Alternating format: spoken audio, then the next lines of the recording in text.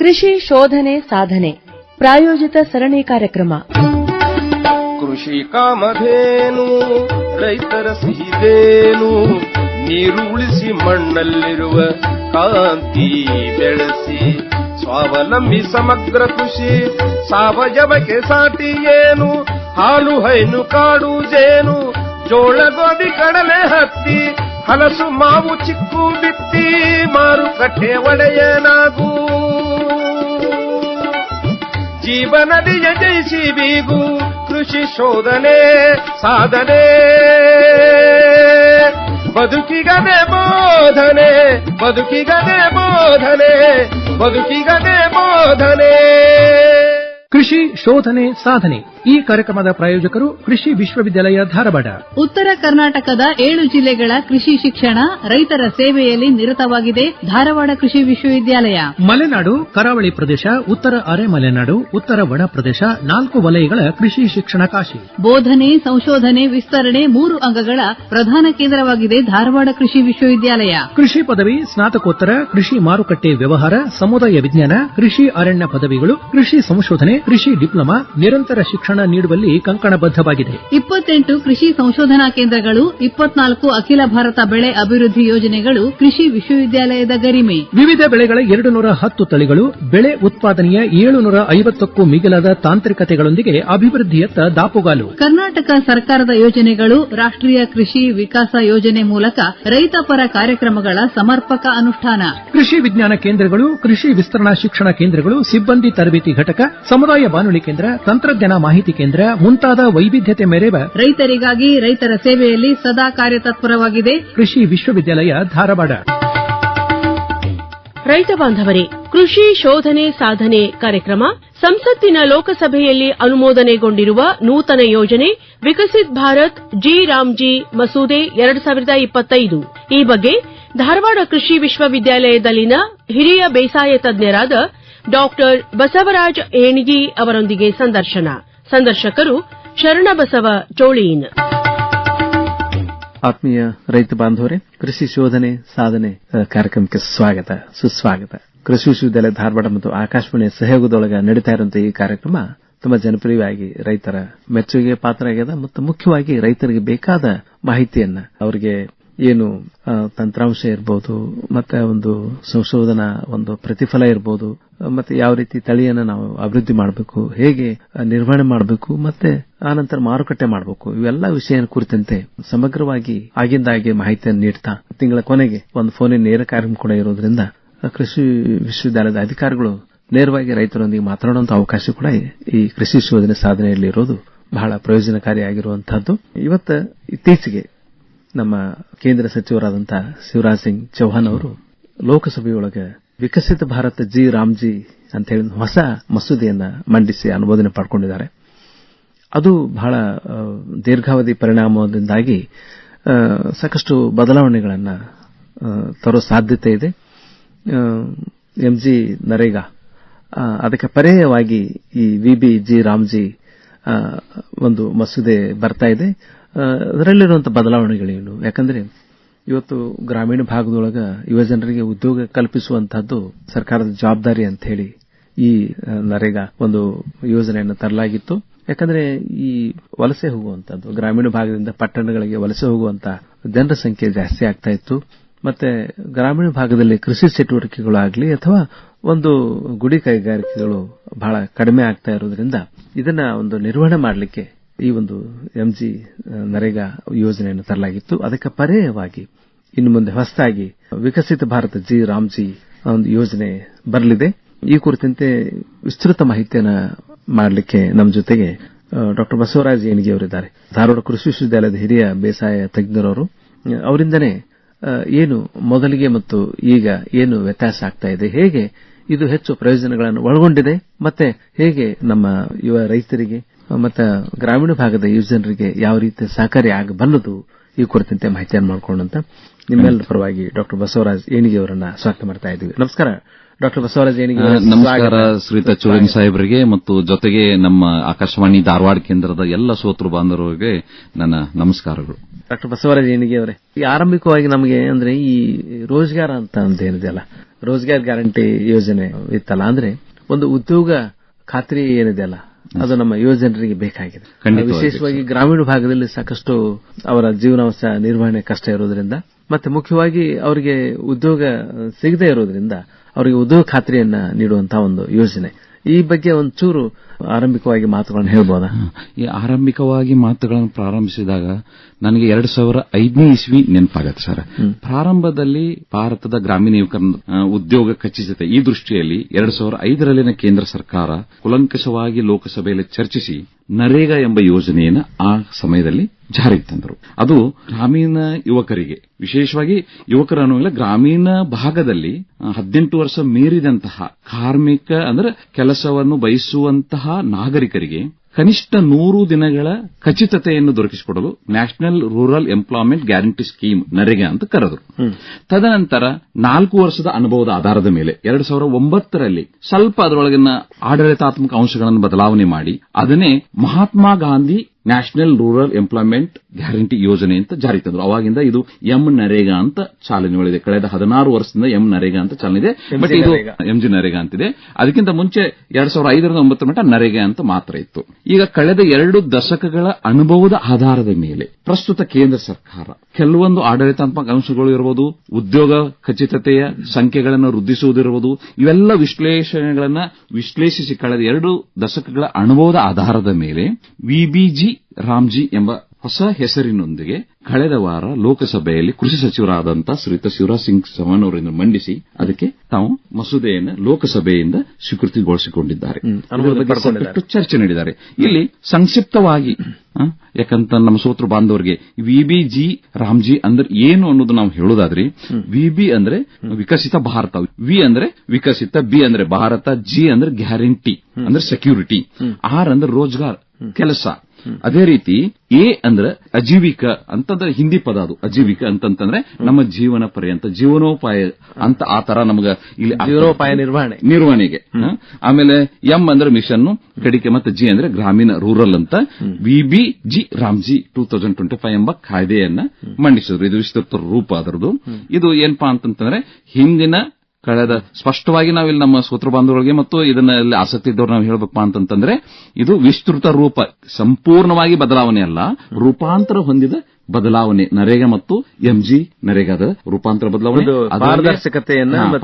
ಯಾಕಂತಂದ್ರೆ ಒಂದು ಅಂಶವನ್ನು ಕೇಂದ್ರ ಸರ್ಕಾರ ಪುನರ್ ಪ್ರಸ್ತಾವಿಸಿದೆ. 2005ರಲ್ಲಿ ಇದ್ದಂತ ನಮ್ಮ ಗ್ರಾಮೀಣ ಚಿತ್ರಣ 2025ಕ್ಕೆ ಸಾಕಷ್ಟು ಬದಲಾವಣೆ ಆಗಿದೆ. ಈ ಬದಲಾವಣೆಗೋಸ್ಕರ ಕೆಲವೊಂದು ಅಂಶಗಳನ್ನು ಇದರಲ್ಲೇ ನಾವು ಬದಲಾವಣೆ ಮಾಡುವಂತ ಅವಶ್ಯಕತೆ ಇವತ್ತಿದೆ. ಅದನ್ನ ನಾವು ಈ ಮಸೂದೆ ರೂಪದಲ್ಲಿ ಕಾಣ್ತಾ ಇದೆ. ಇದು ಅತ್ಯಂತ ಗಮನಿಸಬೇಕಾದಂತ ಅಂಶ. ಅಂದ್ರೆ ಒಂದು ಆದಾಯ ಖಂಡಿತವಾಗಿ ಕೂಡ ನಮ್ಮ ಗ್ರಾಮೀಣ ಭಾಗದ ಯುವಜನರಿಗೆ ಒಂದು ಖಂಡಿತ ದೊರಕಬೇಕು. ಇದು ಒಂದು ಉದ್ದೇಶ. ಅದರೊಳಗೆ ಅಂತ ಮಾರ್ಪಾಡಾಗಿಲ್ಲ, ಸಂಖ್ಯೆಯಲ್ಲಿ ಮಾರ್ಪಾಡಾಗಿದೆ, ಇನ್ನೂ ಹೆಚ್ಚಿನ ಸಂಖ್ಯೆಯಲ್ಲಾಗಿದೆ. ಅಲ್ಲಿ 100 ದಿನಗಳ ಕನಿಷ್ಠ ಕೆಲಸವನ್ನು ಕೊಡುವಂತಹ ಒಂದು ಅಂಶ ಇತ್ತು. ಅದನ್ನು ಇವರು ಈಗಿನ ಪ್ರಸ್ತುತ ಕೇಂದ್ರ ಸರ್ಕಾರ 125ಕ್ಕೆ ಹೆಚ್ಚಿಸಲಾಗಿದೆ.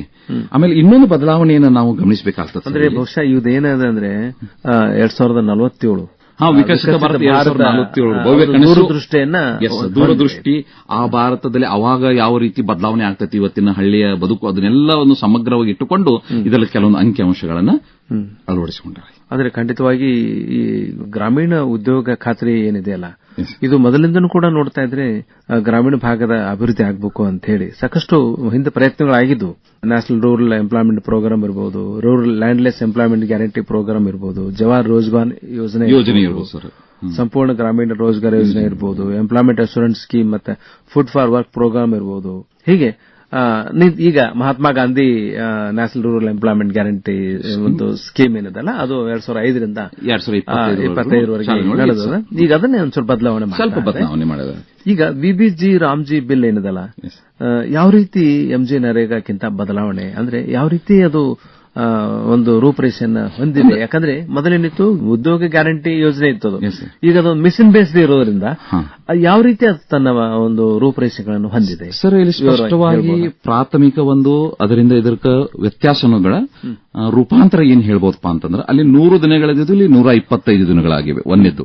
ಎರಡನೇದು 100 ದಿನಗಳನ್ನ ಯಾವ ರೀತಿಯಲ್ಲಿ ವಿಶ್ಲೇಷಣೆ ಮಾಡ್ತಾ ಇತ್ತಂತಂದ್ರೆ, ಒಬ್ಬ ಗ್ರಾಮೀಣ ನಾಗರಿಕ ಪಂಚಾಯಿತಿ ಹೋಗಿ ಭೇಟಿ ಕೊಟ್ಟು ಅಲ್ಲಿ ಅರ್ಜಿ ಸಲ್ಲಿಸಿದ ನಂತರ ನನಗೆ ಕೆಲಸ ಬೇಕಂತ, ತದನಂತರ ಯೋಚನೆ ಮಾಡ್ತಿದ್ರು ಅವನಿಗೆ ಯಾವ ಕೆಲಸ ಕೊಡಬೇಕಂತ. ಅಂದ್ರೆ ಡಿಮಾಂಡ್ ಡ್ರಿವನ್ ಇತ್ತಲ್ಲಿ, ಬೇಡಿಕೆ ಆಧಾರಿತ ನಾವು ಕೆಲಸವನ್ನು ಕೊಡುವಂತ ಒಂದು ವ್ಯವಸ್ಥೆ ಇತ್ತು. ಈಗ ಅದು ಸ್ವಲ್ಪ ಮಾರ್ಪಾಡು ಮಾಡಲಾಗಿದೆ, 125 ದಿನಕ್ಕೆ ಹೆಚ್ಚಿಸಲಾಗಿದೆ. ಅಲ್ಲಿ 125 ಕಚ್ಚೆಚ್ಚನೆ ಒದಗಿಸಲಿಕ್ಕೆ ಗ್ರಾಮ ಪಂಚಾಯಿತಿಯಿಂದ ಹಿಡಿದು ಗ್ರಾಮೀಣ ಒಂದು ಆ ಭಾಗದಲ್ಲಿ ಏನು ಸಹಭಾಗಿತ್ವ ಇರ್ತದಲ್ಲ ಜನ ಸಮುದಾಯ, ಎಲ್ಲರೂ ಕೂಡಿ ಒಂದು ಯೋಜನೆಯನ್ನು ತಯಾರು ಮಾಡ್ಕೋಬೇಕಾಗ್ತದೆ. ಯೋಜನೆ ಹೆಂಗಿರ್ಬೇಕಪ್ಪ ಅಂತಂದ್ರೆ ಅದು ಆ ಗ್ರಾಮ ಕೇಂದ್ರಿತ ಇರಬೇಕು, ಪಂಚಾಯಿತಿ ಮಟ್ಟದಲ್ಲಿ ಒಂದು ಯೋಜನೆ ಇರಬೇಕು. ಮೊದಲೇನಾಗಿತ್ತು ಅಂತ ಬೇಡಿಕೆ ಆಧಾರಿತ ಉದ್ಯೋಗವನ್ನು ಕಲ್ಪಿಸ್ತಿದ್ರು, ಈಗ ಯೋಜನೆ ಆಧಾರಿತ ಉದ್ಯೋಗ. ಇದು ಬಹಳ ಗಮನಿಸಬೇಕಾದಂತ ಹೊಸ. ಮೊದಲಲ್ಲಿ ಏನಾಗ್ತಿತ್ತು ಅಂತಂದ್ರೆ ನಮಗೆ ಪ್ಲಾನೇ ಇರ್ತಿರ್ಕಿಲ್ಲ, ಯೋಜನೆ ಇರ್ತಿರ್ಕಿಲ್ಲ. ಒಬ್ಬ ಯುವಕ ಅಥವಾ ಯುವತಿ ನಮ್ಮ ಕೆಲಸ ಬೇಕಂತ ನಾವು ಅಲ್ಲಿ ಅರ್ಜಿ ಸಲ್ಲಿಸಿದಾಗ ಅವರು ಅರ್ಜಿ ಕೊಟ್ಟ ನಂತರ ಇಂಥ ಕೆಲಸ ಮಾಡಬೇಕಂತ ಅನ್ನೋದು ನಾವು ಯೋಜನೆ ಮಾಡ್ಕೊತೀವಿ. ಇಲ್ಲಿ ರಾಜ್ಯ ಮಟ್ಟದಲ್ಲಿರ್ಬೋದು, ತಾಲೂಕು ಮಟ್ಟದಲ್ಲಿರ್ಬೋದು, ಕೇಂದ್ರ ಮಟ್ಟದಲ್ಲಿರ್ಬೋದು, ಯಾವುದೇ ಯೋಜನೆಗಳಿರ್ಬೋದು, ಇಲ್ಲಿ ಪಂಚಾಯಿತಿಯ ಮಟ್ಟದಲ್ಲಿ ತಳಮಟ್ಟದಲ್ಲಿನ ಆ ಒಂದು ಗ್ರಾಮೀಣ ಭಾಗಕ್ಕೆ ಏನು ಬೇಕು ಅನ್ನೋದು ಯೋಜನೆ ತಯಾರು ಮಾಡ್ಕೋಬೇಕು. ತದನಂತರ ಅದಕ್ಕೆ ಬೇಕಾದಂತಹ ಹಣಕಾಸು ವ್ಯಯವನ್ನು ಲೆಕ್ಕಪಕ್ಕ ಮಾಡಿಕೊಂಡು ಒಂದು ಯೋಜನೆ ತಯಾರು ಮಾಡಿ ಅದರ ಪ್ರಕಾರ ನಾವು ಉದ್ಯೋಗದ ಸಂಖ್ಯೆಯನ್ನು ನಿರ್ಧರಿಸಬಹುದು. ಇದೊಂದು ಅತ್ಯಂತ ಮಹತ್ವವಾದಂತಹ ಪರಿವರ್ತನೆ. ಹಿಂದಿನ ಇದರೊಳಗೆ ನಮಗೆ ಇದು ಕಾಣ್ತಿರ್ತಿದ್ದಲ್ಲ ಸರ್. ಇಲ್ಲಿ ವಿಶೇಷವಾಗಿ ಈ ಯೋಜನೆ ಒಳಗೆ 4 ಅಂಶಗಳನ್ನು ಹೇಳಿದವರು. ಮೊದಲಿಂದರದ್ದು ವ್ಯತ್ಯಾಸ ಮಾಡಿಲ್ಲ ಸರ್. ಉದ್ಯೋಗ ಖಚಿತತೆ ಅಲ್ಲಿಯೂ ಇತ್ತು, ಇಲ್ಲಿಯೂ ಇದೆ. ಅಲ್ಲಿ 100 ದಿನ ಇತ್ತು, ಇಲ್ಲಿ 125 ದಿನ ಇದೆ. ಅದರ ಜೊತೆಗೆ ಏನಪ್ಪಾ ಅಂತಂದ್ರೆ 4 ಅಂಶಗಳಲ್ಲಿ ನಾವು ಕಂಡು ಬರ್ತಾವ ಸ್ಪಷ್ಟವಾಗಿ. ಅದು ಸ್ವಲ್ಪ ಕ್ರಿಯಾಶೀಲತೆಯನ್ನು ಈ ಯೋಜನೆ ಕೊಡ್ತಾ ಇದೆ. ಒಂದು, ಗ್ರಾಮೀಣ ಮೂಲ ಸೌಕರ್ಯ ಅಭಿವೃದ್ಧಿ. ಉದ್ಯೋಗ ಖಚಿತತೆಯ ಜೊತೆಗೆ ಗ್ರಾಮೀಣ ಮೂಲ ಸೌಕರ್ಯ ಅಭಿವೃದ್ಧಿನೂ ಇದರೊಳಗೆ ಸೇರಿಸಿದ್ದಾರೆ. ಅಂದ್ರೆ ಆ ಯೋಜನೆ ಒಳಗೆ ಆ ಗ್ರಾಮ ಪಂಚಾಯತಿ ಅವರು ನಿರ್ಧಾರ ಮಾಡ್ಬೇಕು, ಅವ್ರಿಗೆ ಶಾಲೆ ಬೇಕು, ಆಸ್ಪತ್ರೆ ಬೇಕು, ಟಾಯ್ಲೆಟ್ಸ್ ಬೇಕು, ಶೀತಲ ಗೃಹ ಬೇಕು, ಮಾರುಕಟ್ಟೆ ವ್ಯವಸ್ಥೆ ಬೇಕು. ಯಾಕಂತಂದ್ರೆ ಇಲ್ಲಿ ಲೈವ್ಲಿಹುಡ್ ಜೀವನೋಪಾಯಕ್ಕೆ ಅವಶ್ಯಕತೆ ಇರುವಂತಹ ದೀರ್ಘಾವಧಿ ರಚನೆಗಳ ನಿರ್ಮಾಣವೂ ಒಂದಿದೆ ಸರ್. ಅಲ್ಲಿ ಅದು ಇದ್ದಿದ್ದಿಲ್ಲ. ಖಚಿತತೆಯ ಜೊತೆಗೆ ಈ ಉಪ ಚಟುವಟಿಕೆಗಳಿಗೆ ಇಲ್ಲಿದೆ. ಆಮೇಲೆ 3ನೇದು ಏನಪ್ಪಾ ಅಂತಂದ್ರೆ, ನಾವು ಹಲವಾರು ಬಾರಿ ನೋಡ್ತಿರುವ ದೇಶದಲ್ಲಿ ಒಂದು ಕಡೆ ಬರಗಾಲ, ಮತ್ತೊಂದು ಕಡೆ ಪ್ರವಾಹ. ಇವುಗಳನ್ನು ಎದುರಿಸಲು ಸ್ಥಾನಿಕವಾಗಿ ನಾವು ಏನ್ ಮಾರ್ಪಾಡು ಮಾಡ್ಕೋಬೇಕು, ಅದಕ್ಕೂ ಅವಕಾಶ ಇದೆ ಸರ್. ಇಲ್ಲಿ ಪ್ರವಾಹ ಬಂದಾಗ ಆ ನೀರನ್ನು ಸುಮ್ಮನೆ ಹರಿದು ನದಿಗಳನ್ನು ಸೇರೋದು ಬಿಟ್ಬಿಟ್ಟು ಒಂದು ಜಲ ಸಂಗ್ರಹಾಲಯ ಮಾಡೋದು ಹಳ್ಳಿ ಒಳಗೆ. ಜಲ ಸಂಗ್ರಹಾಲಯ ನೀವು ಈ 125 ದಿನಗಳ ಉದ್ಯೋಗ ಖಚಿತತೆಯ ಸದುಪಯೋಗ ಪಡಿಸಿಕೊಂಡು ಜಲ ಸಂಗ್ರಹ ನಿರ್ಮಾಣ ಮಾಡಿದ್ರೆ ಮತ್ತೆ ಉಪಚಟುವಟಿಕೆ ಶುರು ಆಗ್ತದೆ ಸರ್. ಅಲ್ಲಿ ಏನ್ ಚಟುವಟಿಕೆ ಶುರು ಆಗ್ತದೆ, ಈ ಜಲ ಸಂಗ್ರಹ ಶುರು ಆಗ್ತಂದ್ರೆ ಮತ್ತೆ 4 ಮಂದಿಗೆ ಅಲ್ಲಿ ಮೀನು ಸಾಕಾಣಿಕೆಗೆ ಅವಕಾಶ ಮಾಡಿಕೊಡುವುದು, ಮತ್ತೆ ಉದ್ಯೋಗ ಸೃಷ್ಟಿ ಆಯ್ತು. ಅಲ್ಲಿ 125 ದಿನ ಅಲ್ಲ, ನಾವು 125 ದಿನ ಖಚಿತತೆ ಕೊಡ್ತಾ ಇದ್ದಾರೆ, ಇನ್ನೂ ಹೆಚ್ಚಿನ ಉದ್ಯೋಗ ಸೃಷ್ಟಿಯಾಗಲಿಕ್ಕೆ ಅವಕಾಶ ಕೊಡ್ತೇವೆ. ಮಾರುಕಟ್ಟೆ ನಿರ್ಮಾಣ ಸ್ಥಳೀಯವಾಗಿ ನಾವು ಹೊಲದಲ್ಲಿ ಉತ್ಪನ್ನ ಬೆಳಿತೀವಿ, ಮಾರುಕಟ್ಟೆಗೆ ಸಂಬಂಧನ ನಮ್ಮ ಎಷ್ಟೋ ಭಾರತ ದೇಶದಲ್ಲಿ ನಾವು ವಿಫಲರಾಗ್ತದೆ ನಿಜದಿತ. ಅದಕ್ಕೆ ಮಾರುಕಟ್ಟೆ ನಿರ್ಮಾಣ ಇರಬಹುದು.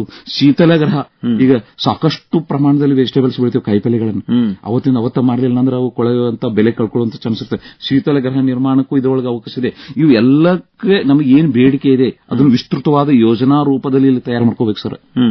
ಯಾಕಂದ್ರೆ ಮುಂದೆ ಧನ ಸಹಾಯ ಒಳಗೆ ಬರ್ತದೆ. ಇದ್ರೊಳಗೆ ಧನ ಸಹಾಯ ಯಾವ ರೀತಿ ವಿಂಗಡಣೆ ಮಾಡಿದ್ದಾರೆ ರಾಜ್ಯ ಮತ್ತು ಕೇಂದ್ರ ಸರ್ಕಾರದಲ್ಲಿ, ಯಾವ ರೀತಿ ಧನ ಸಹಾಯವನ್ನು ನಾವು ಸದುಪಯೋಗ ಪಡಿಸಿಕೊಳ್ಬೇಕು ಅನ್ನೋದು ಇದೆ. ಮುಂದೆ ರಾಜ್ಯ ಮತ್ತು ಕೇಂದ್ರ ಸರ್ಕಾರಗಳು ತಮ್ಮ ಪಾಲು ಎಷ್ಟೆಷ್ಟು ಅಂತ, ಅದಕ್ಕೆ ಈ ತರ ವಿಸ್ತೃತವಾದ ಯೋಜನೆಯನ್ನ ಇದನ್ನ ಇಟ್ಕೊಂಡು ಇದು ಸ್ವಲ್ಪ ವಿಸ್ತೃತ ರೂಪ ಯಾವುದು MG ನರೇಗಾದ ವಿಸ್ತೃತ ರೂಪ ಅಂದ್ರೆ ತಪ್ಪಾಗಲಿಕ್ಕಲಾರದು. ಖಂಡಿತವಾಗಿ MG ನರೇಗಾದೊಳಗ ಏನಿತ್ತು ಅಂದ್ರೆ 100 ದಿನಗಳ ಉದ್ಯೋಗ ಖಚಿತತೆ ಇತ್ತು. ಅಲ್ಲಿ ಯಾವ ರೀತಿ ಉದ್ಯೋಗ ಅನ್ನೋದು ಸ್ಪಷ್ಟತೆ ಇದ್ದಿದ್ದಿಲ್ಲ. ಈಗ ಅದು ಒಂದು ಮಿಷನ್ ಬೇಸ್ಡ್ ಇರೋದ್ರಿಂದ ಒಂದು ಗ್ರಾಮೀಣ ಅಭಿವೃದ್ಧಿ ಆಗ್ಲಿಕ್ಕೆ ಒಂದು ರಹದಾರಿ ಆದಂಗಾಯ್ತು. ಯೋಜನೆ ಆಧಾರಿತ ಇರೋದ್ರಿಂದ ನಾವು ಯೋಜನೆನ ಮುಂಜಾಗೃತವಾಗಿ ಮಾಡೇ ಬಿಟ್ಟಿರ್ತೇವೆ ಸರ್. ಅಲ್ಲಿ ಉದ್ಯೋಗ ಭರವಸೆ ಬಂದ್ಬಿಡ್ತತಿ, ಯಾವಾಗ ಉದ್ಯೋಗ ಸಿಗ್ತದೆ ಅನ್ನೋದು ಗೊತ್ತಾಗತ್ತೆ ಆ ಯೋಜನೆ ಆಧಾರಿತ. ನೋಡಿ, ಇನ್ನೊಂದು ವಾಟರ್ ಸೆಕ್ಯೂರಿಟಿ ಅಂತ ಏನದಲ್ಲ, ಅಂದ್ರೆ ನೀರಿನ ಅಂತರ್ಜಲವನ್ನು ಕಾಪಾಡೋ ಜಲ ಮತ್ತು ನೆಲ ಸಂರಕ್ಷಣೆ ಎರಡನ್ನೂ ಕೂಡ ಈ ಒಂದು ಉದ್ಯೋಗಕ್ಕೆ ನಾವು ಟ್ಯಾಲಿ ಮಾಡಿಬಿಟ್ರೆ ಖಂಡಿತವಾಗಿ ಕೂಡ ಅಲ್ಲಿ ಅಭಿವೃದ್ಧಿಯ ದಿಸೆ ಪ್ರಾರಂಭ. ಖಂಡಿತವಾಗಿ ಆ ಜಲ ಮತ್ತು ನೆಲ ಸಂರಕ್ಷಣೆ ಹೆಂಗ್ ಲಿಂಕ್ ಐತೆ ಸರ್, ಕ್ಲೈಮೇಟ್ ರೆಸಿಲಿಯನ್ಸ್ ಇದ್ರ ಅವಕಾಶ ಇದೆ. ಹವಾಮಾನ ಸ್ಥಿತಿ ಸ್ಥಾಪಕತ್ವ ಅಂತೇವೆ ನಾವು, ಏರುಪೇರು. ಅಲ್ಲಿ ನೆಲದ ಸಂರಕ್ಷಣೆ ಮತ್ತು ಜಲ ಸಂರಕ್ಷಣೆ, ಅವುಗಳನ್ನು ಬರಗಾಲ ಬಂದಾಗ ಜಲ ಸಂರಕ್ಷಣೆ ನಮಗೆ ಸಹಾಯಕ ಬಂದ್ರೆ, ಪ್ರವಾಹ ಬಂದಾಗ ನೆಲ ಸಂರಕ್ಷಣೆ ಅಂತ ಬದು ನಿರ್ಮಾಣ ಇರಬಹುದು ಅಥವಾ ಇಳಿಗಟ್ಟುಗಳ ನಿರ್ಮಾಣ ಇರಬಹುದು, ಅದು ಮಣ್ಣಿನ ಕೊಚ್ಚೆಯನ್ನು ತಡೆಗಟ್ಟು ಪ್ರವಾಹ ಬಂದ ಸಂದರ್ಭದಲ್ಲಿ ಮತ್ತು ಸ್ಥಾನಿಕವಾಗಿ ನೆಲ ಮತ್ತು ಜಲದ ಗುಣಮಟ್ಟವನ್ನ ಇನ್ನೂ ಸಮೃದ್ಧಿಯಾಗಿ ಮಾಡಲು ಇದರ ಅವಕಾಶಗಳು. ಬಹಳ ಸಂತೋಷ. ಈಗ ಇದರೊಳಗೆ ಕೆಲವೊಂದಿಷ್ಟು ಬದಲಾವಣೆಗಳಾಗಿದೆ. ಪ್ರಮುಖ ಬದಲಾವಣೆಗಳು ಅಂತಂದ್ರೆ 60 ದಿನಗಳ ಒಂದು ಹಾಲಿಡೇ, ಎಸ್ ಸರ್, ಅಂದ್ರೆ ರಜೆಯನ್ನ ಘೋಷಣೆ ಮಾಡಲಾಗಿದೆ. ಅಂದ್ರೆ ಗ್ರಾಮ ಪಂಚಾಯತ್ಗಳು ನಿರ್ಧಾರ ಮಾಡಬೇಕು. ಯಾಕಂದ್ರೆ ಈಗ ರಾಶಿ ಮಾಡೋ ಸಮಯದೊಳಗ ನಮ್ಮ ರೈತ ಬಾಂಧವರಿಗೆ ಕೂಲಿ ಇಲ್ಲ ಅಂದ್ರೆ ಅವ್ರು ರಾಶಿ ಆಗೋದ ಕಷ್ಟ ಆಗ್ತದೆ. ಇವತ್ತು ಕೂಡ ಸಮಸ್ಯೆ ಇದೆ. ಆ ಸಮಯದೊಳಗ ಅದು ಈ ರೋಜ್ಗಾರ್ ಯೋಜನೆಗೆ ಹಾಲಿಡೇ ಮಾಡಿದ್ರೆ 60 ದಿನಗಳ ಹಾಲಿಡೇ ಅದು ಇದನ್ನು ನಾವು ಕನ್ಸಿಡರ್ ಮಾಡಿದಾಗ ಖಂಡಿತವಾಗಿ ಕೂಡ ನಮ್ಮ ಯುವ ರೈತರು ರಾಶಿ ಮಾಡೋದ್ರ ಕಡೆ ರೈತರಿಗೆ ನೆರವಾಗುವ ನಿಟ್ಟಿನೊಳಗೆ ಕೆಲಸ ಮಾಡ್ತಾರೆ. ಏನು ಈ ಪ್ರಮುಖ ಬದಲಾವಣೆ ಆಗಿದಲ್ಲ, ಇದ್ರ ಬಗ್ಗೆ ವಿವರವಾಗಿ ತಾವು ಹೇಳ್ಬೋದಾ ಸರ್? ಇಲ್ಲಿ 2 ಅಂಶವನ್ನ ನಾವು ಗಮನಿಸಬೇಕಾಗ್ತದೆ. ಒಂದು, ಕೃಷಿ ಕಾರ್ಮಿಕರ ಲಭ್ಯತೆ, ಕೃಷಿಕರಿಗೆ ಈ ಯೋಜನೆಯಿಂದ ಏನು ಲಾಭ ತಟ್ಟುತ್ತದೆ ಮತ್ತು ಗ್ರಾಮೀಣ ಕಾರ್ಮಿಕರಿಗೆ ಇದರಿಂದ ಯೋಜನೆ ಏನ್ ಲಾಭ ತರ್ತದೆ. ಹಲವಾರು ಸಲ ನಾವು ಗ್ರಾಮ ಮಟ್ಟದಲ್ಲಿ ನೋಡಿದಾಗ ಕೃಷಿಕರೇ ಕೆಲವೊಂದು ಸಮಯದಲ್ಲಿ ಅಲ್ಲಿ ಕಾರ್ಮಿಕರಾಗಿರ್ತಾರೆ. ಆ ಕಾರ್ಮಿಕರು ಸಹ ತಾವು ಕೃಷಿ ಫಲವನ್ನ ಹೊಂದಿರ್ತಾರೆ. ಇಲ್ಲಿ ಮಠ ಏನಿತ್ತಪ್ಪ ಅಂತಂತಂದ್ರೆ, ಈ ಕೃಷಿ ಚಟುವಟಿಕೆಗಳ ಶೃಂಗ ಅವಧಿಯಲ್ಲಿ ನಾವು ಏನಾದರೂ ನಮ್ಮ ಮೊದಲಿನ ಯೋಜನೆ ಮುಖಾಂತರ ನಾವು ಕೆಲಸವನ್ನ ಕೊಟ್ಟಾಗ ಕೃಷಿ ಚಟುವಟಿಕೆಗಳ ಲಭ್ಯತೆ ಕಡಿಮೆ ಆಗ್ತಿತ್ತು. ಕೃಷಿ ಚಟುವಟಿಕೆಗಳು ನಿಂತಹ ಸಂದರ್ಭಗಳು ಉಂಟು. ಆದ ಕಾರಣ ಇಲ್ಲಿ ಹಲವಾರು ಅಂಶಗಳನ್ನು ಮನದಲ್ಲಿಟ್ಟುಕೊಂಡು ವೇಜ್ ಪಾಜ್ ಅದರೊಳಗೆ ಆಕ್ಟ್ ಒಳಗೆ ಅವರು ಹೇಳ್ತಾರೆ ಕ್ಲಿಯರ್ ಆಗಿ, ವೇಜ್ ಪಾಜ್ ಅನ್ನ ನಾವು ಹೊಸದಾಗಿ ಇದರ ಪರಿಚಯ ಮಾಡ್ತೇವೆ. ಈ ವೇಜ್ ಪಾಜ್ ಏನಪ್ಪಾ ಅಂತಂತಂದ್ರೆ ರೈತರ ಹಿತದೃಷ್ಟಿಯಿಂದ ಏನಂತಂದ್ರೆ, ಈಗ ಅದು ರಾಜ್ಯದಿಂದ ರಾಜ್ಯಕ್ಕೆ, ಹಳ್ಳಿಯಿಂದ ಹಳ್ಳಿಗೆ, ಒಂದು ಸ್ಥಳ ಮತ್ತೊಂದು ಸ್ಥಳಕ್ಕೆ ಆ ವೇಜ್ ಪಾಜ್ ಅವಧಿ ವಿಭಿನ್ನವಾಗಿರಬಹುದು. ಉದಾಹರಣೆ ನಾವು ಹೇಳ್ಬೇಕಪ್ಪ ಅಂತಂತಂದ್ರೆ, ಬಿತ್ತುವ ಸಮಯ, ಕಟಾವಿನ ಸಮಯ, ಆ ಒಂದು ಸಮಯದಲ್ಲಿ ಅದನ್ನೂ ನಿರ್ಧಾರ ಮಾಡುವವರು ಯಾರು? ಗ್ರಾಮ ಪಂಚಾಯಿತಿ ಮಟ್ಟದಲ್ಲಿ. ನಮ್ಮ ಊರಿನಲ್ಲಿ, ನಮ್ಮ ಗ್ರಾಮ ಪಂಚಾಯಿತಿಯಲ್ಲಿ ಈಗ ಸೆಪ್ಟೆಂಬರ್ ಅಕ್ಟೋಬರ್ನಲ್ಲಿ ಕಟಾವು ಇದೆ, ಅಲ್ಲಿ ಸಾಕಷ್ಟು ಕೆಲಸದ ಲಭ್ಯತೆ ಇದೆ ಅಂತ ಹೊತ್ತಿನಲ್ಲಿ ಇದಕ್ಕೆ ಪಾಸ್ ಕೊಡುದು ಸರ್. ಬಹಳ ಇದಿದೆ, ಫ್ಲೆಕ್ಸಿಬಿಲಿಟಿನೂ ಇದೆ ಇದರೊಳಗೆ. ಈಗ ಏಪ್ರಿಲ್ ಮೇನಲ್ಲಿ ನಾವು ಬಿತ್ತನೆ ಪೂರ್ವ ತಯಾರಿ ಮಾಡ್ತಿರ್ತೇವೆ, ಅವಾಗ ಪಾಸ್ ಕೊಡುದು ಸರ್. ಯಾಕಂತಂದ್ರೆ ರೈತರ ಹೊಲದಲ್ಲಿ ಅವಾಗ ಕೆಲಸ ಸಿಗ್ತಿರ್ತೈತಿ, ಲಭ್ಯತೆಗೆ ಪ್ರಾಬ್ಲಮ್ ಇರುದಿಲ್ಲ. ಅದೇ ಈಗ ಬಿತ್ತನೆ ಸಮಯ ಮುಗಿದಿಂದ ಮುಂದೆ ಕಟಾವಿನ ಸಮಯ ನಡುವಿನ ಅವಧಿ ಇರುತ್ತೆ, ಅಲ್ಲಿ ಸ್ವಲ್ಪ ಕೆಲಸದ ಲಭ್ಯತೆ ಕಡಿಮೆ ಇರ್ತೈತಿ, ಅಲ್ಲಿ ಪಾಸ್ ಮಾಡುವಂಗಿಲ್ಲ. ಬಹಳ ಇದು ವೈಜ್ಞಾನಿಕವಾಗಿದೆ. ಬೆಳೆ ಪದ್ಧತಿ ಆಧಾರಿತ ಮತ್ತು ಬೇಸಾಯ ಕ್ರಮಗಳ ಆಧಾರಿತವಾಗಿ ಅದನ್ನ ಸಂಪೂರ್ಣ ಅಧಿಕಾರವನ್ನು ಯಾರಿಗಿದೆ? ಇಲ್ಲಿ ಪಂಚಾಯಿತಿಗಿದೆ. ಎಂಜಿನಿಯರಿಂಗ್ದೊಳಗೆ ಈ ತರ ಇದ್ದಿದ್ದಿಲ್ಲ. 365 ದಿನದಲ್ಲಿ ಕೆಲಸ ಇರಲಿ ಬಿಡ್ಲಿ, ಅವರು ಏನಾದ್ರೂ ಬೇಡಿಕೆ ಸಲ್ಲಿಸಿದರೆ ಪಂಚಾಯಿತಿ ಅವರಿಗೆ ಕೆಲಸವನ್ನು ಅವಕಾಶ ಮಾಡಿ ಕೊಡ್ತಿತ್ತು. ಎಲ್ಲ ರೈತರ ಹೊಲದ ಕೆಲಸದ ಹೋಗ್ರಿ ಅಂತ ಹೇಳೋ ಸಾಧ್ಯತೆ ಇದ್ದಿದ್ದಿಲ್ಲ. ಇಲ್ಲಿ ಕೆಲಸ ಬಿಟ್ಟು ಇಲ್ಲಿ ಬರ್ತಿದ್ರು, ಅವ್ರ ಪಗಾರ ಕಡಿಮೆ ಕೊಡ್ತಿದ್ರಿಂದ ಒಂದೇನ್ ಸರ್, ನಾವು ಹೇಳ್ತಾರೆ ಆರ್ಥಿಕವಾಗಿ ಸ್ವಲ್ಪ ಸಮಸ್ಯೆಗಳು ಉಲ್ಬಣ ಆಗ್ತಿದ್ದು ಕೃಷಿ ರಂಗದಲ್ಲಿ. ಆ ಸಮಸ್ಯೆನ ಹೋಗಲಾಡಿಸಲು ಇದು ಒಂದು ಮಾರ್ಗಸೂಚಿ ಅಂತ ಹೇಳ್ಬೋದು.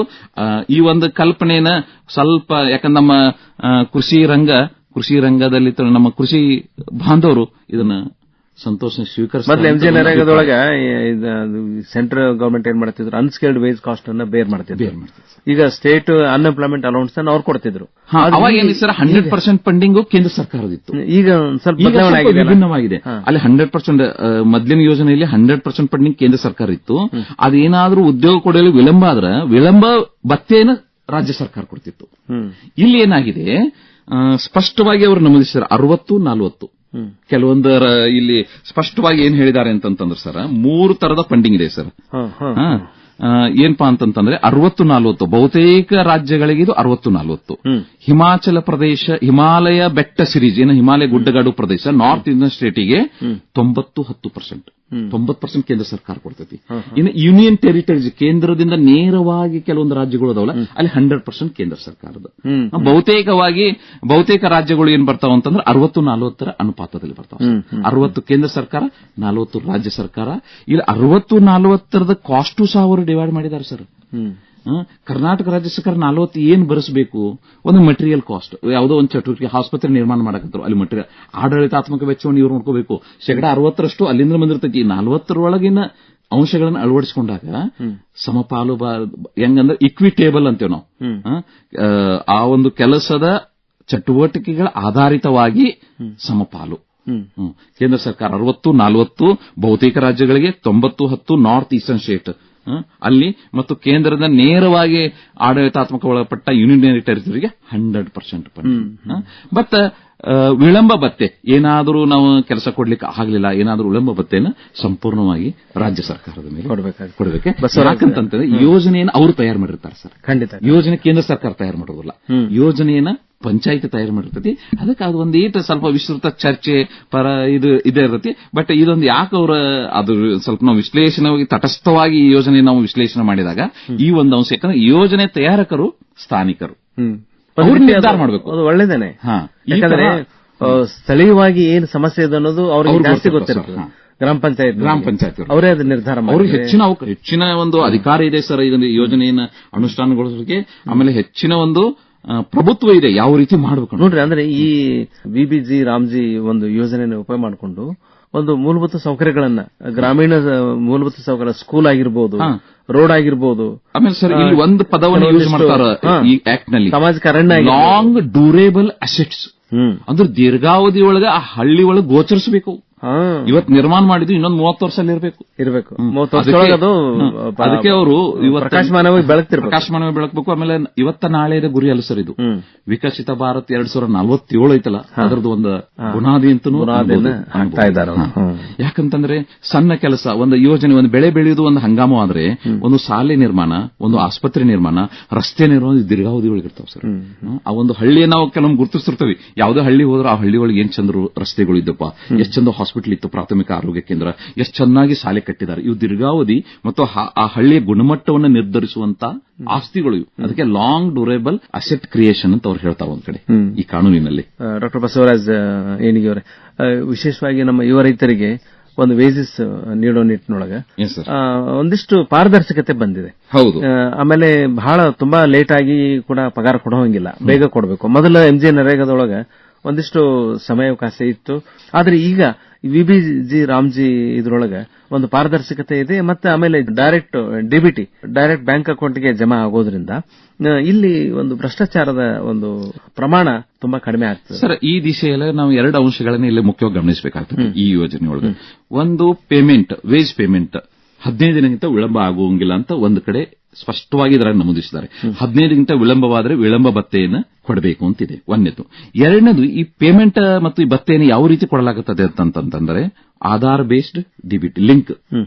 ಇಲ್ಲಿ ಏರುಪೇರು, ಯಾಕಂತಂದ್ರೆ 2005ರಲ್ಲಿ ಮೊದಲ ಹೆಂಗಿತ್ತು, 2005ರಲ್ಲಿ ನಮ್ಮಲ್ಲಿ ಡಿಬಿಟಿ ಇದ್ದಿದ್ದೇನೆ ಇಲ್ಲ. ಈಗ 20 ವರ್ಷಗಳಲ್ಲಿ ಡಿಜಿಟಲೈಸ್ಡ್ ಬ್ಯಾಂಕಿಂಗ್ ನಲ್ಲಿ ಸಾಕಷ್ಟು ಬದಲಾವಣೆ ಆಗಿದೆ. ಇವತ್ತು ನೋಡಿರಬೇಕು, ನಾವು ಸಾಮಾನ್ಯ ವಿದ್ಯಾರ್ಥಿಯಿಂದ ಹಿಡಿದು ವಯೋವೃದ್ಧರವರೆಗೂ ಫೋನ್ ಪೇ ಅಥವಾ ಹಲವಾರು ಡಿಜಿಟಲ್ ಮಾಧ್ಯಮಗಳನ್ನ ಸರಳವಾಗಿ ಬಳಸ್ತಾ ಇದ್ದಾರೆ. ಇದು ಒಂದು ಪಾರದರ್ಶಕತೆ, ಒಂದು ಸ್ಪಷ್ಟವಾದಂತ ನಿಖರತೆ. ಎರಡನೇದು ಏನ್ ಸರ್ ಅಂದ್ರೆ ಇಲ್ಲಿ ಹಾಜರಾತಿ, ಭೌತಿಕ ಹಾಜರಾತಿ, ಬಯೋಮೆಟ್ರಿಕ್ ಹಾಜರಾತಿ. ಭೌತಿಕ ಹಾಜರಾತಿಯಲ್ಲಿ ವ್ಯತ್ಯಾಸ ಉಂಟಾಗಬಹುದು, ಮೇಲ್ವಿಚಾರಕರಲ್ಲಿ ವ್ಯತ್ಯಾಸ ಆಗಬಹುದು, ಬಟ್ ಬಯೋಮೆಟ್ರಿಕ್ ಹಾಜರಾತಿಯಲ್ಲಿ ವ್ಯತ್ಯಾಸ ಆಗಲಿಕ್ಕೆ ಅವಕಾಶ ಇಲ್ಲ. ಬಯೋಮೆಟ್ರಿಕ್ ಹಾಜರಾತಿ ಇಲ್ಲಿ ಪರಿಚಯ ಮಾಡಿಸಿದವರು ಅವರು. ಸಮಯ ಪಾಲನೆ, ಬಯೋಮೆಟ್ರಿಕ್ ಹಾಜರಾತಿ ಇನ್ನೊಂದು ಉಪಯೋಗ ಏನಂದ್ರೆ ಸರ್, ಸಮಯ ಪಾಲನೆ. ಯಾವಾಗ ಕೆಲಸ ಪ್ರಾರಂಭ ಯಾವಾಗ ಮುಗಿತು, ಬಯೋಮೆಟ್ರಿಕ್ ಹಾಜರಾತಿ ಒಂದು. ಎರಡನೇದು ಏನಪ್ಪಾ ಅಂತಂದ್ರೆ ಯಾವುದೇ ಚಟುವಟಿಕೆ ಇರಲಿ, ಆಸ್ಪತ್ರೆ ನಿರ್ಮಾಣ ಇರಲಿ, ರಸ್ತೆ ನಿರ್ಮಾಣ ಇರಲಿ, ಕೆರೆ ನಿರ್ಮಾಣ ಇರಲಿ, ಅಥವಾ ಇನ್ನು ಯಾವುದೇ ಪಂಚಾಯತ್ ನಿರ್ಧಾರ ಮಾಡಿದಂತ ಯಾವುದೇ ಚಟುವಟಿಕೆ ಇರಬಹುದು, geo tag, GPS geo tag ಎಲ್ಲಿ ಕೆಲಸ ನಿರ್ಮಾಣ ಆಗ್ತದಂತಂದ ಅವರು ಆ ಸಾಫ್ಟ್ವೇರ್ ನೊಳಗೆ ಎಂಟ್ರಿ ಮಾಡಬೇಕು. Mobile based activity sir. ಈಗ ಸಪೋಸ್ ಕರ್ನಾಟಕ ರಾಜ್ಯದ ಮೇಲ್ವಿಚಾರಕ ಚಾಲಕರು ಬೆಂಗಳೂರಲ್ಲಿ ಇರ್ತಾರೆ, ಕಾರ್ಯದರ್ಶಿ ಮಟ್ಟದವರು. ಅವರು ಧಾರವಾಡದ ಅಂಬಿನಮಾವಿಯಲ್ಲಿ ಯಾವ ಚಟುವಟಿಕೆ ನಡೆದಿದೆ ಪಂಚಾಯತ್ ಇದು ಒಂದು ಉದಾಹರಣೆ. ಇದು ಅದನ್ನ ಅಲ್ಲೇ ಕೂತ್ಕೊಂಡು ಅವರು GPS ಮುಖಾಂತರ ನೋಡಬಹುದು. ಇದು ಜಿಯೋ ಟ್ಯಾಗ್ ಚಟುವಟಿಕೆ ಪ್ರಗತಿಯನ್ನು ಪರಿಶೀಲಬಹುದು. ಈಗ ಉದಾಹರಣೆಗೆ ಇವತ್ತು ಡಿಸೆಂಬರ್ 21, ಇವತ್ತು ನಿರ್ಮಾಣ ಈ ಹಂತದಲ್ಲಿದೆ. ಜನವರಿ 15ಕ್ಕೆ ಏನ್ ನಿರ್ಮಾಣ ಆಯಿತು, ಅವು ಎರಡರ ನಡುವಿನ ಭೌತಿಕ ಪ್ರಗತಿಯನ್ನ ಜಿಯೋ ಟ್ಯಾಗ್ ಮುಖಾಂತರ ಕೇಂದ್ರ ಸರ್ಕಾರದ ಮೇಲ್ವಿಚಾರಣಾ ಅಧಿಕಾರಿಯನ್ನು ವೀಕ್ಷಣೆ ಮಾಡಬಹುದು, ರಾಜ್ಯ ಸರ್ಕಾರದವರು ಮಾಡಬಹುದು, ಜಿಲ್ಲಾ ಮಟ್ಟದಲ್ಲಿ ಮಾಡಬಹುದು. ಅಂದ್ರೆ ಹೆಚ್ಚು ಪಾರದರ್ಶಕತೆ ಇದರಲ್ಲಿದೆ. ಆಮೇಲೆ ಒಂದು ಕರಾರುವಾಕ ಕೆಲಸ ಆಗ್ತದೆ. ಕೆಲಸ ಈ ಗ್ರಾಮೀಣ ಆರ್ಥಿಕತೆ ಮೇಲೆ ಏನ್ ನಿರೀಕ್ಷಿತ ಪರಿಣಾಮ ಆಗ್ತದೆ, ವಿಶೇಷವಾಗಿ ರೈತರಿಗೆ, ಕಾರ್ಮಿಕ ವರ್ಗಕ್ಕೆ ಏನ್ ಲಾಭ ಸರ್? ಅವರು ಇಲ್ಲಿ ಒಂದು 3-4 ಕನಸುಗಳು ಅದಾವ. ಏನಪ್ಪಾ ಅಂತಂದ್ರೆ ಪ್ರತಿಯೊಂದು ಚಟುವಟಿಕೆಯು ಗ್ರಾಮ ಪಂಚಾಯತಿನ ಪ್ರಾರಂಭವಾಗಿ ಜಿಲ್ಲಾ ಕೇಂದ್ರಿತವಾಗಿ, ನಂತರ ರಾಜ್ಯ ಕೇಂದ್ರಿತವಾಗಿ, ರಾಷ್ಟ್ರೀಯವಾಗಿ ಕೊಡುಗೆ ನೀಡಬೇಕು. ಅಂದ್ರೆ ಇಲ್ಲಿ ಮೂಲಭೂತ ಸೌಕರ್ಯಗಳು ನಾವೊಂದು ಇಲ್ಲಿ ಹಿಂದಿನ ಅಂಶದಲ್ಲಿ ಹೇಳಕತ್ತಿದೆ. ಒಂದು ಶೀತಲಗೃಹ ನಿರ್ಮಾಣ ಇರಬಹುದು, ಮಾರುಕಟ್ಟೆ ನಿರ್ಮಾಣ ಇರಬಹುದು. ಇವು ದೀರ್ಘಾವಧಿ ಒಳಗೆ ಕೃಷಿ ಚಟುವಟಿಕೆ ಒಳಗೆ ವಿವಿಧ ಬೆಳೆ ಪದ್ಧತಿಗಳನ್ನು ಅನುಷ್ಠಾನಗೊಳಿಸಲು ಅನುಕೂಲ ಆಗ್ತದೆ. ಈ ಶೀತಲಗ್ರಹ ಮೊದಲು ಏನಾಗ್ತಿತ್ತು ಅಂತ ನಮ್ಮ ಊರಲ್ಲಿ ಶೀತಲಗ್ರಹ ಇಲ್ಲಪ್ಪ, ನಾನು ಗೋವಿನ ಜೋಳ ಗೋಧಿ ಬೆಳೀತಿದೆ, ಅವರು ಒಣ ಪದಾರ್ಥಗಳು.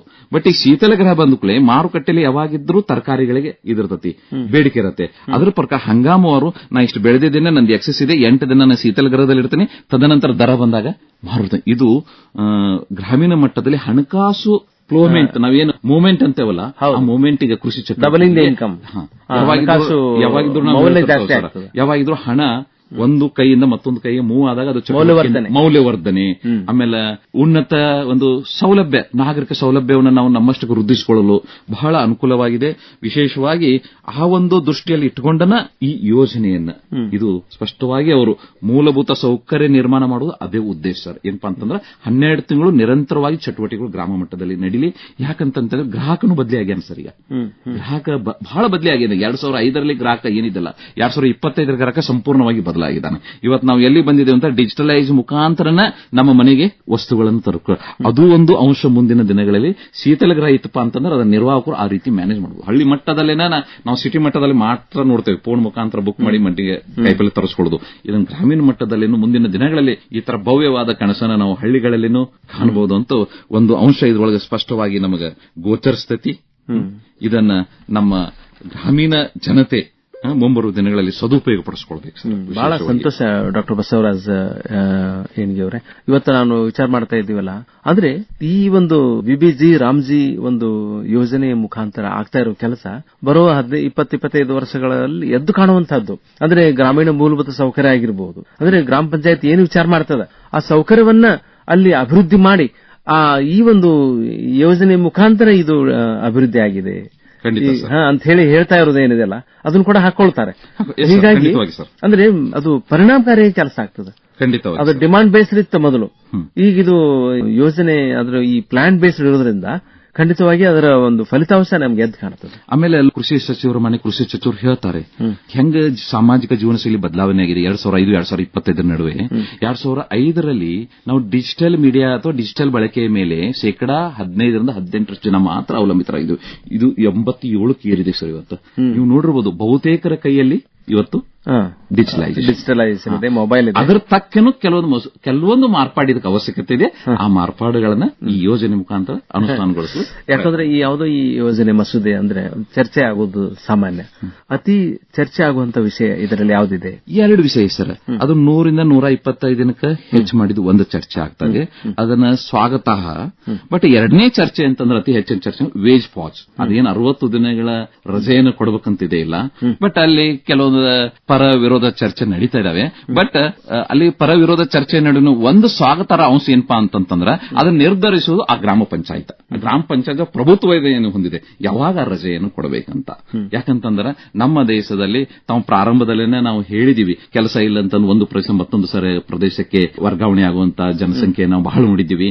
ಬಟ್ ಆ ಜನಸಂಖ್ಯೆ ಇಲ್ಲದ ಪೀರಿಯಡ್, ಆ ಆಕ್ಟಿವಿಟಿ ಇಲ್ಲದ ಪೀರಿಯಡ್ ನಲ್ಲಿ ನಾವು ಇದಕ್ಕೆ ಪಾಸ್ ಕೊಡಬೇಕು ಸರ್. ಅಂದ್ರೆ ಕಟಾವಿನ ಸಮಯದಲ್ಲಿ ಪಾಸ್ ಕೊಡೋದು, ಬಿತ್ತನೆ ಸಮಯದಲ್ಲಿ. ಆ ಒಂದು ಪಂಚಾಯಿತಿಯ ಮಟ್ಟದಲ್ಲಿ, ಆ ಗ್ರಾಮೀಣ ಮಟ್ಟದಲ್ಲಿ ಯಾವಾಗ ಕೃಷಿ ಚಟುವಟಿಕೆಗಳು ಶೃಂಗ ಅವಧಿಯಲ್ಲಿ ಇರ್ತಾವ, ಪೀಕ್ ಪೀರಿಯಡ್, ಅವಾಗ ವಿಳಂಬ ಕೊಡೋದು, ಅದನ್ನ ನಿರ್ಧಾರ ಮಾಡೋದು ಪಂಚಾಯತ್. ಅಂದ್ರೆ ಸಾಕಷ್ಟು ಧನಾತ್ಮಕ ಅಂಶಗಳು ಈ ವಿಬಿಜಿ ರಾಮ್ಜಿ ಯೋಜನೆಯೊಳಗೆ ಖಂಡಿತವಾಗಿ ಕೂಡ ಇವು ನಮ್ಮ ರೈತರಿಗಾಗಿರ್ಬೋದು, ಕಾರ್ಮಿಕ ವರ್ಗಕ್ಕಾಗಿರ್ಬೋದು ಸಹಕಾರಿ ಆಗ್ತದೆ. ಮತ್ತೆ ಒಂದು ಪಾರದರ್ಶಕತೆಯನ್ನ ತೊಂಬರ್ಲಿಕ್ಕೆ ಅನುಕೂಲ ಆಗುತ್ತೆ. ಆಮೇಲೆ ಗ್ರಾಮೀಣ ಮೂಲಭೂತ ಸೌಕರ್ಯಗಳು ಅಭಿವೃದ್ಧಿ ಆಗೋದನ್ನು ನಾವು ಕಣ್ಣಾರೆ ಕಾಣ್ತೀವಿ. ಅದು 2047ವರೆಗೂ ಕೂಡ ಆ ಒಂದು ದೂರದೃಷ್ಟಿ ಇರೋದ್ರಿಂದ ಬರೋ 20-30 ವರ್ಷಗಳೊಳಗೆ ಏನು ಅಭಿವೃದ್ಧಿ ಆಗಿದೆ ಈ ಯೋಜನೆ ಮೂಲಕ ಅಂತೇಳಿ ನಾವು ನೋಡಬಹುದು. ಆಮೇಲೆ ಒಂದು ಸ್ಪಷ್ಟವಾದ ಅಂಶ ಸರ್, ಸಂಪೂರ್ಣವಾಗಿ ರೂಪಾಂತರ ಆಗಿಲ್ಲ. ಇಲ್ಲಿ ಕೇವಲ ಅಂಶಗಳೆಲ್ಲ ಸಂಕಲನ ಮಾಡಿದ್ದಾರೆ ಅವರು. ಒಂದೊಂದು ಅಂಶಗಳನ್ನ ಹೆಚ್ಚು ಮಾಡ್ಕೊತ ಹೋಗಿದ್ದಾರೆ. ಮೂಲಭೂತವಾಗಿ ಅದೇ ರಚನೆ ಇದೆ, ಅಲ್ಲಿ ಏನ್ ನ್ಯೂನತೆ ಐತಲ್ಲ ಅದನ್ನು ಬದಲಾವಣೆ ತರಲಿಕ್ಕೆ ಪ್ರಯತ್ನ ಮಾಡಿದ್ದಾರೆ. ಬದಲಾವಣೆ ಅಂತ ಸರ್ ನಾವೆಲ್ಲ ಚರ್ಚೆ ಮಾಡಿ ನಿಯಮ, ಜಗದ ನಿಯಮ, ಮತ್ತು ಮುಂದೆ ಇದರ ಬದಲಾವಣೆಗೆ ಅವಕಾಶ ಇದೆ. ಸಕ್ಸಸ್ ಅಂದ್ರೆ ಚೇಂಜ್ ಅಂತ ನಾವು ಅವಾಗ ಬದಲಾವಣೆ ಆದ್ರೆ ಮಾತ್ರ. ಆಮೇಲೆ ಇದು ಶಾಶ್ವತನೂ ಅಲ್ಲ ಸರ್, ದೀರ್ಘಾವಧಿ ಒಳಗೆ ಒಂದು ಗುರಿ ಇಟ್ಟಿದ್ದಾರೆ. ಮುಂದೆ ಬದಲಾವಣೆಗೆ ಮತ್ತು ಅವಕಾಶ ಇದೆ. ಇದ್ರೊಳಗೆ ಸಂಪೂರ್ಣವಾಗಿ ಇದೆ ಅಂತೆಲ್ಲ, ಪ್ರಜಾಪ್ರಭುತ್ವದಲ್ಲಿ ಸಂಪೂರ್ಣ ಮುಂದೆ ಬದಲಾವಣೆಗಳು ಮತ್ತು ಅವಕಾಶ ಇದೆ. ಬಹಳ ಸಂತೋಷ ಡಾಕ್ಟರ್ ಬಸವರಾಜ ಏಣಿಗೆ ಅವರ. ಇಲ್ಲಿ ತನಕ ನಮ್ಮ ಕೃಷಿ ಶೋಧನೆ ಸಾಧನೆ ಕಾರ್ಯಕ್ರಮದೊಳಗೆ ವಿಕಸಿತ ಭಾರತ ಜಿ ರಾಮ್ಜಿ ಯೋಜನೆ ಕುರಿತಂತೆ ಬಹಳ ವಿಸ್ತೃತವಾಗಿ ಚರ್ಚೆ ಮಾಡಿದ್ವಿ. ಲೋಕಸಭೆಯೊಳಗ ಇದು ಮಂಡನೆಯಾಗಿ ಮತ್ತೆ ಅದರ ಅನುಮೋದನೆಗೊಂಡದ.